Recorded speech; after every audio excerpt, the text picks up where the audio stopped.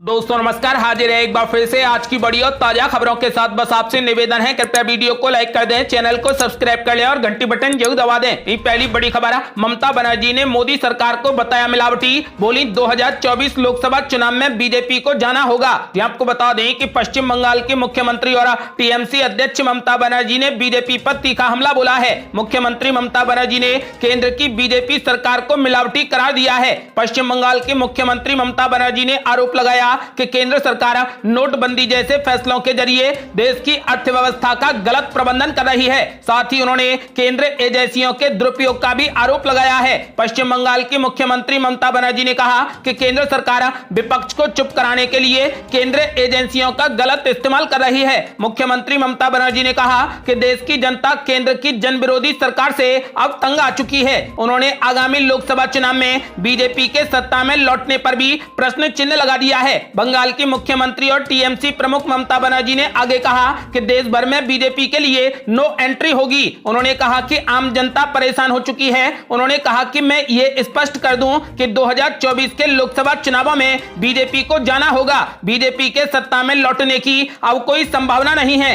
TMC प्रमुख ममता बनर्जी ने दावा कर दिया है कि 2024 के लोकसभा चुनाव में बीजेपी खाता तक नहीं खोल पाएगी। आपका क्या मानना है? क्या बीजेपी खाता नहीं खोल पाएगी? अपनी राय हमें वीडियो लाइक कर कमेंट बॉक्स में जरूर दें। अगली बड़ी खबर, शिमला की रैली में जमकर गरजे पीएम मोदी। बोले हम वोट बैंक नहीं बल्कि नए भारत को बनाने आए हैं। आपको बता दें कि प्रधानमंत्री नरेंद्र मोदी केंद्र सरकार के 8 साल पूरे होने के मौके पर शिमला के रिज मैदान पहुंचे, जहां पर उनका भव्य स्वागत किया गया। हजारों की तादाद में जुटी भीड़ ने पीएम मोदी के मंच पर पहुंचते ही मोदी मोदी के नारे लगाए। पीएम मोदी ने जनता को संबोधित करते हुए कहा कि इन 8 सालों में देश के सभी लोगों के कल्याण के लिए जो काम हो सकता था वो हमने किया है और आगे भी करते रहेंगे। उन्होंने कहा कि आज स्थिति और तस्वीर दोनों बहुत अलग है। दरअसल रिज मैदान के मंच पर पीएम मोदी के साथ हिमाचल प्रदेश के मुख्यमंत्री जयराम ठाकुर और केंद्रीय मंत्री अनुराग ठाकुर भी मौजूद रहे। हिमाचल प्रदेश के मुख्यमंत्री जयराम ठाकुर ने रिज मैदान से कहा कि यह शिमला का रिज का मैदान बहुत छोटा मैदान है, सभी लोग सभा स्थल पर पहुंच नहीं पा रहे हैं। मैं प्रधानमंत्री का आभारी हूं कि वे माल रोड पर पैदल होकर यहां तक पहुंचे।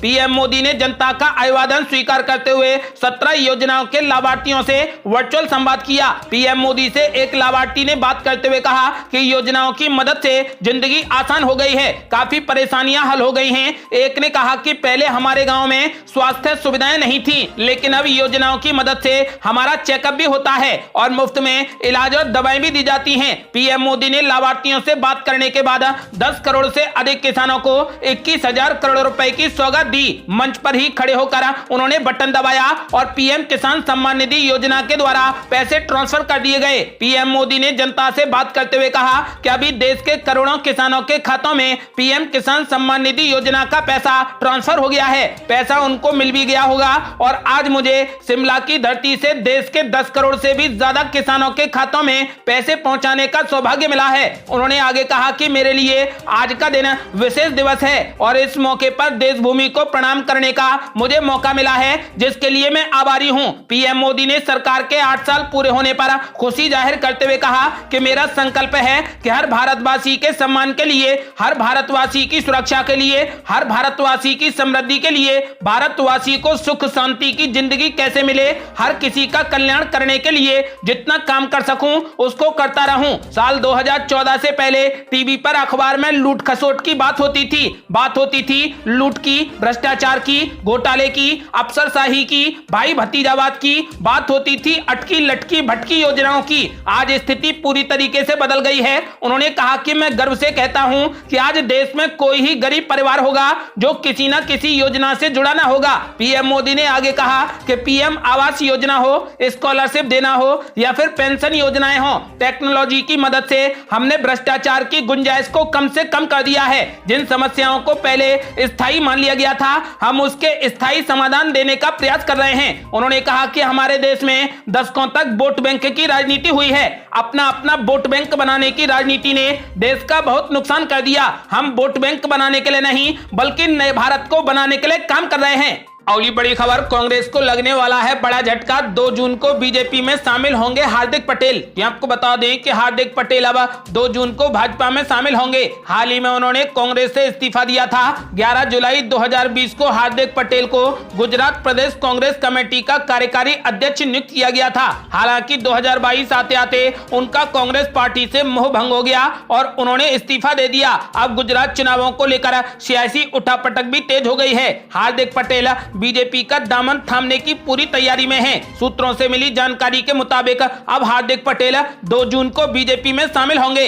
अगली बड़ी खबर, राज्यसभा चुनाव के लिए भाजपा की तीनों सूचियों में एक भी मुसलमान चेहरा नहीं। मुख्तार अब्बास नकवी का भी कटा टिकट। ये आपको बता दें कि संसद के दोनों सदनों में अब भाजपा के पास में एक भी मुस्लिम चेहरा नहीं होगा। पार्टी ने अब तक जारी राज्यसभा के उम्मीदवारों की तीनों सूचियों में मुसलमान बिरादरी के तीनों चेहरों से परहेज किया है। पार्टी ने केंद्रीय मंत्री मुख्तार अब्बास नकवी, जफर इस्लाम और MJ अकबर को उम्मीदवार नहीं बनाया है। अब महज 2 सीटें ही बची हैं, मगर यहाँ पर जीत हासिल करने के लिए पार्टी के पास में पर्याप्त संख्या बल नहीं है। पार्टी ने रविवार देर रात को 2 नामों का और ऐलान कर दिया था। उनमें महाराष्ट्र से धनंजय महाडिक और झारखंड से प्रदेश महासचिव आदित्य साहू को उम्मीदवार बनाया गया है। पार्टी सूत्रों का कहना है कि अल्पसंख्यक कल्याण मंत्री मुख्तार अब्बास नकवी को संभवतः रामपुर से लोकसभा का उपचुनाव लड़वाया जाएगा। उसमें अगर नकवी जीत जाते हैं तो ठीक, नहीं तो उनके भविष्य का फैसला पार्टी बाद में करेगी।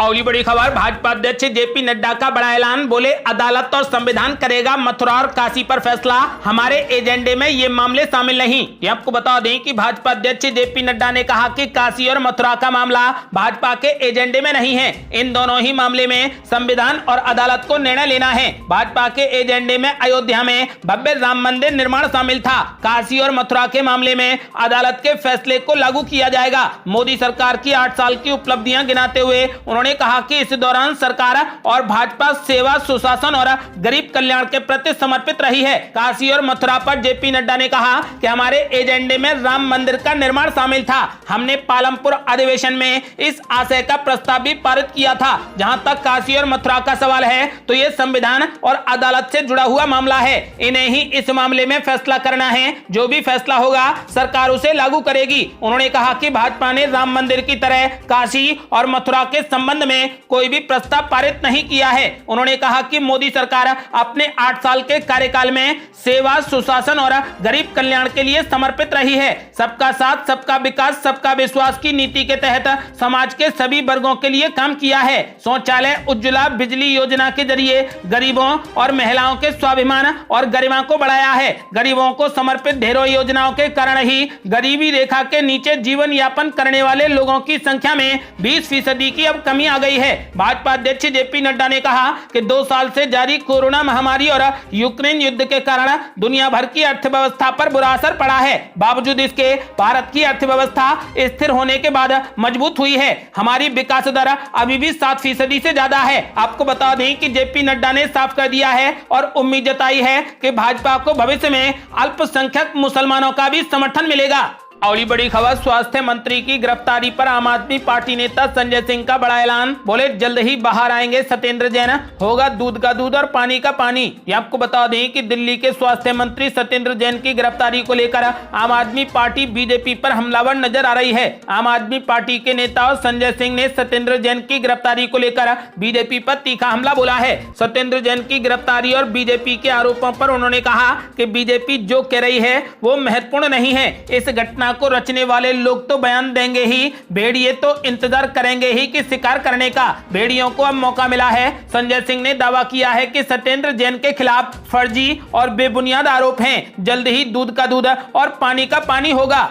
अगली बड़ी खबर, कांग्रेस नेता ने भाजपा पर बोला बड़ा हमला। बोले, सावरकर के खिलाफ बोलना देशद्रोह है तो मुझे जेल में डाल दो। आपको बता दें कि आजादी के अमृत महोत्सव के तहत हैदराबाद के सालार जंग संग्रहालय में लगी प्रदर्शनी को लेकर विवाद खड़ा हो गया है। कांग्रेस नेता V हनुमंत राव ने आरोप लगाया कि इस प्रदर्शनी में स्वतंत्रता सेनानियों में देश के पहले प्रधानमंत्री जवाहरलाल नेहरू की एक भी तस्वीर नहीं थी, जबकि सावरकर की तस्वीरों को संग्रहालय में लगाया गया था। उन्होंने संग्रहालय के निदेशक को इस संबंध संबंध में पत्र भी लिखा है। उन्होंने कहा कि भाजपा कहती है कि अगर कोई सावरकर के खिलाफ बोलता है तो वो देशद्रोही है। उन्होंने कहा कि हाँ, मैं उनके खिलाफ बोलता हूं, अगर मैं देशद्रोही हूं तो मुझे जेल में डाल दो। कांग्रेस के वरिष्ठ नेता वी हनुमंत राव ने अपने पत्र में भाजपा और आरएसएस पर हमला करते हुए कहा कि कोई नहीं जानता कि वीर सावरकर कौन थे और भारत की स्वतंत्रता में उनका क्या योगदान था, वो सिर्फ एक आरएसएस कार्यकर्ता थे। उन्होंने आरोप लगाया कि आजादी के अमृत महोत्सव के तहत होने वाले कार्यक्रम में संग्रहालय में नेहरू की तस्वीर न होना